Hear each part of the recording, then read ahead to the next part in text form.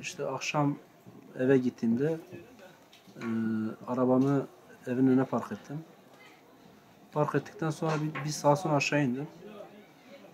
Dört tekelemin de bıçaklarla parçalandığını gördüm. İşte polisleri çağırdım. Polisler geleceğiz dediler başta. Yarım saat polisleri bekledikten sonra beni aradılar, dediler ki gelemiyoruz. Niçin gelemiyorsunuz? İşte gelmemize gerek yok. Biz gelmeyelim, sen fotoğraflarını çek, bize getir. Ondan sonra biz burada tutanak tutarız. Sizin gelmeniz gerekiyor, olayı görmeniz lazım. Hayır, gelmenize gerek yok. İsterseniz yarın sabah gelin bize dediler. Yarın sabah gelin fotoğraflarını, arabanın fotoğraflarını çekin, bize getirin. Biz burada işlemleri yaparız.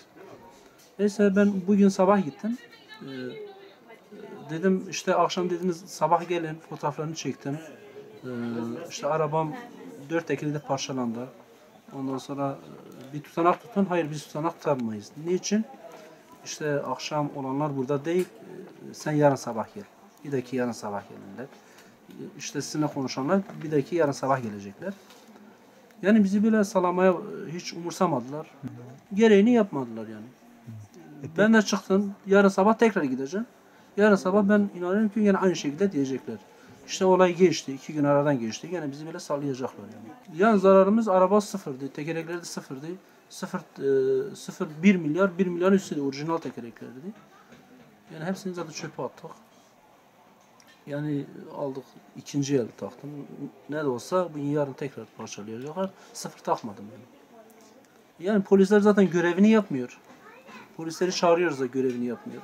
Zaten halkı korumuyorlar. Daha önce şehit olan arkadaşlarımızın katillerini daha bulmamışken bize nasıl sahip çıksınlar? Yani orada o şahıs orada yani bizi de bıçaklayabilirdi.